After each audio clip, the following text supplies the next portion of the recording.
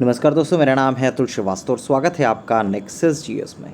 UP PCS prelims 2024 जिसकी examination date है अक्टूबर 2024 में, उसके लिए टेस्ट नंबर 6 है। और जैसा कि पहले भी आपको बताया गया है कि इस टेस्ट सीरीज़ का जो मुख्य उद्देश्य है, ऑलमोस्ट आपको 1800 से 2000 प्रश्न दिए जाएंगे इस पूरी सीरीज़ के अंतर्गत। और हमारा जो टारगेट है 70 से 80 प्रश्न डायरेक्ट इस सीरीज़ से लाने का है। चलिए, ये हमारे प्रीवियस सिलेक्शन हैं जो कि हो चुके हैं और 1 जुलाई 2024 से नेक्सस जीएस की तरफ से यूपी पीसीएस प्रीलिम्स 2024 के लिए नया बैच स्टार्ट हो चुका है। इस बैच की फ़ीस है 2000 रुपीज़। दिए गए नंबर पे आप संपर्क कर सकते हैं, व्हाट्सएप पे संपर्क कर सकते हैं। बाकी इस वीडियो के डिस्क्रिप्शन बॉक्स में भी आपको सारी की सारी डिटेल्स मिल जाएंगी। चलिए, पहले प्रश्न से शुरुआत कर देते हैं। निम्नलिखित में से कौन सही सुमेलित नहीं है? तो कौन सा सही सुमेलित नहीं है? शेख मोइनुद्दीन चिश्ती अजमेर सही है। शेख बुराहुद्दीन गरीब दौलताबाद ये भी सही है। शेख मोहम्मद हुसैनी गुलबर्गा ये भी सही है। शेख निज़ामुद्दीन औलिया मुल्तान ये गलत है। देखिए, शेख निज़ामुद्दीन औलिया जो है चिश्ती संप्रदाय के सूफ़ी संत थे। इन्हें महबूब इलाही भी कहा जाता था। इनका जन्म बदायूं में हुआ था। प्रारंभ में वे बाबा फरीद के साथ अजूथन जो कि पाकिस्तान में है वहाँ पे रहे और बाद में दिल्ली चले आए। दिल्ली में स्थित निज़ामुद्दीन औलिया का जो मकबरा है वो सूफ़ी काल की एक पवित्र दरगाह है। तो इसका क्या सही आंसर होगा? आपका डी ऑप्शन सही होगा। सुमेलित नहीं है। कौन सा सुमेलित नहीं है? डी आपका सही सुमेलित नहीं है। निम्नलिखित में किस मुगल कालीन नहर का निर्माण फिरोज शाह की रजबवाह को पुनर्जीवित करके किया गया था? तो शहाब नहर का आपका पुनर्जीवित करके किया गया था। नेक्स्ट पॉइंट है, निम्नलिखित में से कौन किताब ए नौरस नामक पुस्तक का लेखक था? तो किताब ए नौरस पुस्तक का लेखक कौन था? ये था इब्राहिम आदिल शाह द्वितीय। ये बीजापुर सल्तनत के शासक थे। इन्होंने किताब ए नौरस नामक पुस्तक दक्कनी भाषा में लिखी थी। सिक्किम का भारत में विलय किसने किया? अक्सर सिक्किम से रिलेटेड एक क्वेश्चन आपके एग्जामिनेशन में पूछा जाता है। अच्छा, एक इससे अलग क्वेश्चन आपसे पूछा जाता है, कौन से संवैधानिक संशोधन के द्वारा सिक्किम को पूर्ण राज्य का दर्जा दिया गया था? ये आपको कमेंट बॉक्स में बताना है। खैर, क्वेश्चन है सिक्किम का भारत में विलय किसने किया था? तो लॉर्ड डलहौजी ने किया था।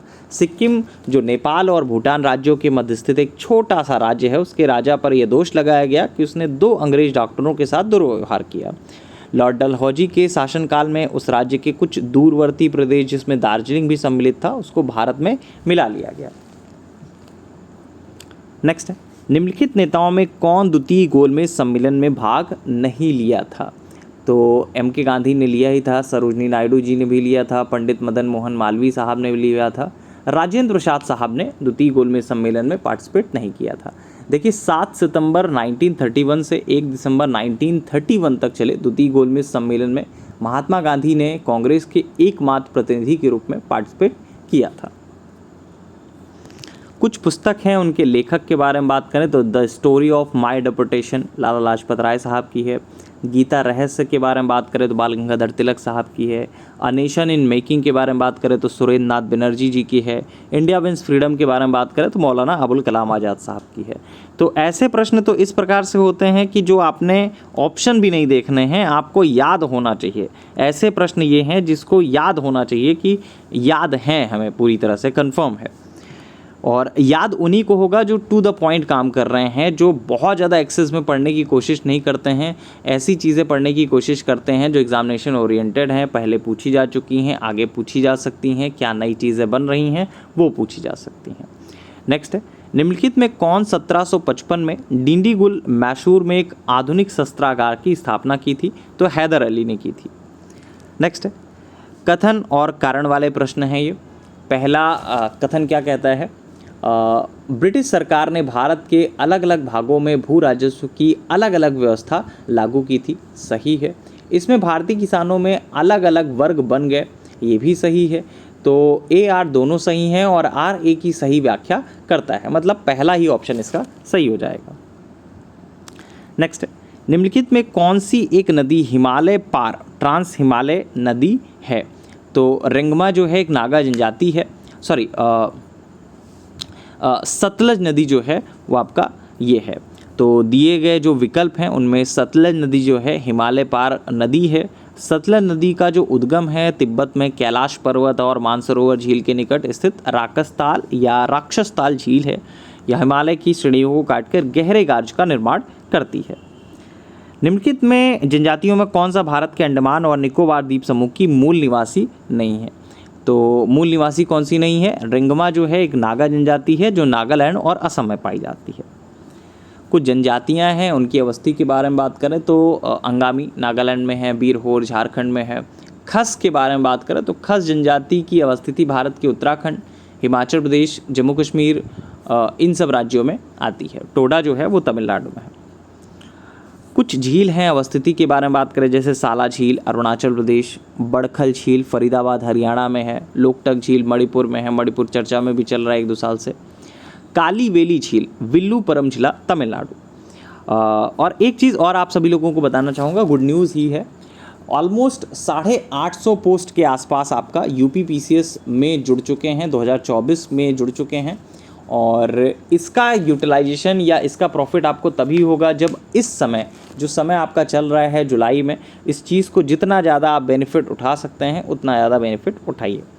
निम्नलिखित में कौन सी भारत की नवीनतम पर्वत श्रेणी है? तो नवीनतम पर्वत श्रेणी कौन सी है? हिमाद्री श्रेणी इसकी नवीनतम पर्वत श्रेणी है। कुछ खनिज हैं उत्खनन शहर के बारे में बात करें तो कौन सा सही सुमेलित नहीं है? तांबा चित्रदुर्ग ये सुमेलित नहीं है। लौहअयस्क बेल्लारी सही है। मैग्नीज भीलवाड़ा गलत है। बॉक्साइट कटनी सही है। तो 1 और 3 जो है वो आपका सही सुमेलित नहीं है। कश्मीर घाटी अवस्थित है, कहाँ पे स्थित है? पीर पंजाल और हिमाद्री पर्वत श्रेणियों के मध्य स्थित है। देखिए कश्मीर घाटी पीर पंजाल और हिमाद्री पर्वत श्रेणियों के मध्य स्थित है। कश्मीर घाटी जम्मू कश्मीर में है। पीर पंजाल श्रेणी मध्य हिमालय में अवस्थित है। महान हिमालय को ही हिमाद्री पर्वत श्रेणी कहा जाता है। नेक्स्ट है, यमुना नदी की निम्नलिखित सहायक नदियों पर विचार कीजिए और उन्हें पश्चिम से पूर्व की क्रम में व्यवस्थित कीजिए। तो पश्चिम से पूर्व की क्रम में अगर व्यवस्थित करने की बात आई तो सबसे पहले तो चंबल आ जाएगा, फिर आएगा सिंध, फिर आएगा बेतवा और फिर आएगा केन। मतलब पहला ही ऑप्शन इसका सही होगा। कुछ देश हैं लौह खनिज उत्पादक क्षेत्रों के बारे में बात करें तो कजाकिस्तान जो है वो करागांडा, यूक्रेन किव्रोई राग, फ्रांस नोरेमंडी, फ्रांस पायरेनीज। तो ये आपका सही हुआ, सी ऑप्शन इसका सही होगा। उष्णकटिबंधीय चक्रवात और देशों के बारे में बात करते हैं। बैगुओ फिलीपींस सभी लोगों को याद होगा। हरिकेन संयुक्त राज्य अमेरिका। टाइफून चीन से रिलेटेड है। विली ऑस्ट्रेलिया, बहुत बार पूछा गया आपके एग्जामिनेशन में। डार्लिंग श्रृंखला के बारे में बात करें, डार्लिंग श्रृंखला ऑस्ट्रेलिया के निम्नलिखित तटों में किस पर अवस्थित है? तो डार्लिंग श्रृंखला ऑस्ट्रेलिया के दक्षिणी पश्चिमी तट पर अवस्थित है, या श्रृंखला जो है पश्चिमी ऑस्ट्रेलिया राज्य में है, तो दक्षिणी पश्चिमी तट पर अवस्थित है। नेक्स्ट है, निम्नलिखित में कौन सी महासागरीय धारा हिंद महासागर से रिलेटेड है?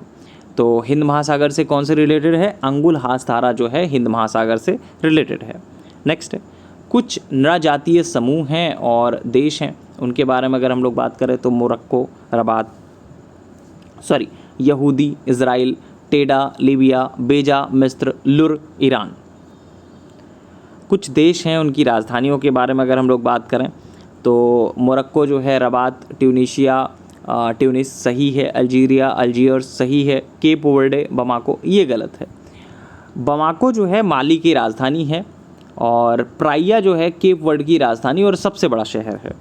नेक्स्ट है, दक्षिण अफ्रीका का पोस्टमबुर्ग और उसका समीपवर्ती क्षेत्र निम्नलिखित में से किस खनिज का प्रमुख उत्पादक है? तो किस खनिज का प्रमुख उत्पादक है ये भी आपका एक कह सकते हैं कि आसान प्रश्न ही है अगर आपको आता है तो। मैग्नीज का प्रमुख उत्पादक है। तो ये रहे आज आपके 23 क्वेश्चन, 23 क्वेश्चन आज आपको दिए गए थे और सारे के सारे प्रश्न महत्वपूर्ण है। जैसा कि मैंने पहले भी बताया है कि किसी दिन 18 प्रश्न रहेंगे, किसी दिन 20 प्रश्न रहेंगे।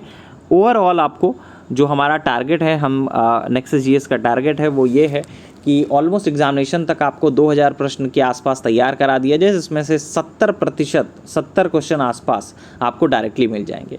ये विदाउट करंट अफेयर्स में बता रहा हूँ करंट अफेयर्स अगर आप जोड़ देंगे तो आराम से 105 क्वेश्चन के आसपास आपको मिल जाएंगे। चलिए फिलहाल के लिए इतना ही। Thank you so much.